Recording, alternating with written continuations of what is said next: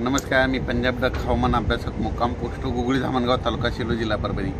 आज आहे 29 मे 2024। मी आहे पंजाबमध्ये अमृतसर या ठिकाणी। अमृतसर या ठिकाणी तर सांगू इच्छितो, या ठिकाणी आल्याच्या नंतर वाघा बॉर्डरच्या इथं तापमानाची नोंद जवळपास 52° होतं, म्हणजे इतकं तापमान होतं। तर हे तापमान आता आज अमृतसर या ठिकाणी नोंदलं गेलेलं आहे। तर तुम्हाला एक सांगू इच्छितो, अशीच परिस्थिती आपल्या महाराष्ट्राकडे देखील अनेक 2-4 वर्षामध्ये उद्भवणार आहे। जोपर्यंत आपण झाडं लावणार नाही तोपर्यंत अशी परिस्थिती राहणार आहे।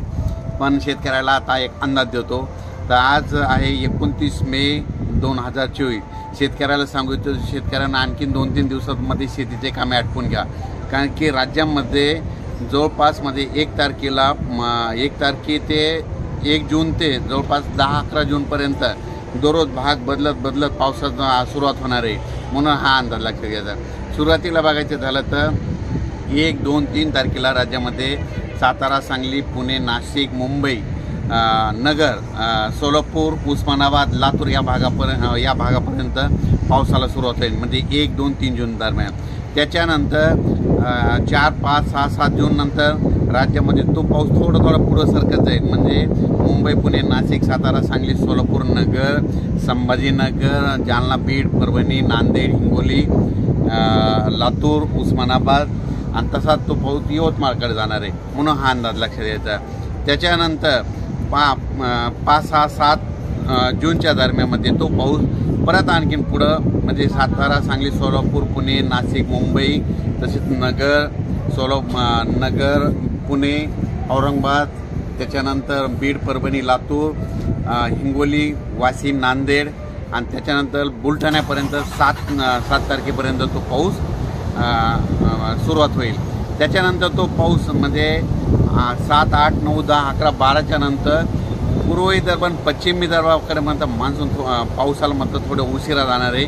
म्हणून हे अंदाज लक्षात घ्यायचा, कारण की पूर्व विदर्भात 7 तारखेच्या नंतर थोडा पाऊस सुरू होणार आहे। म्हणून हे अंदाज लक्षात घ्यायचा।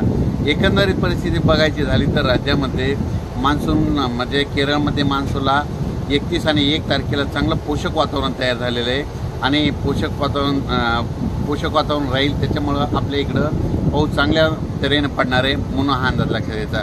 पण परिस्थिती एक सांगू इच्छितो की राज्यात शेतकऱ्याला पाऊस पडल्याच्या नंतर जमिनीमध्ये एक ओल गेल्याशिवाय पेरणीचा निर्णय घेऊ नये, कारण की जोपर्यंत शेतात पाऊस पडल्याच्या नंतर शेतात जायचं, कुदळीमध्ये खोदल्याच्या नंतर जमिनीतली ओल तपासायची, एकही जर ओल गेली तर तुम्ही पेरणीचा निर्णय घेऊ शकता। परत तुम्हाला एक सांगू इच्छितो, राज्यात एकंदरीत परिस्थिती बघितली तर राज्यामध्ये म्हणजे चांगल्या स्वरूपाचं वातावरण आहे, हे देखील तुम्हाला सांगू इच्छितो।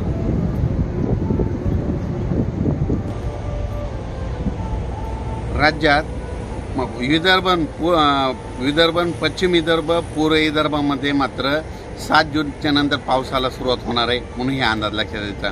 पण एकंदरीत राज्यात 1 तारखेला फक्त सातारा, सांगली आणि कोकणपट्टी भागामध्ये पाऊस पडणार आहे। म्हणून हा शेतकऱ्याने अंदाज लक्षात घ्यावा। अचानक वातावरणात बदल झाला तर परत एक टेक्स्ट मेसेज टाकणार आहे आणि टेक्स्ट मेसेजद्वारे शेतकऱ्याला मेसेज येईल आणि एक यूट्यूबच्या माध्यमातून माझा एक स्वतःचा मेसेज येईल। थांबतो। जय हिंद, जय महाराष्ट्र।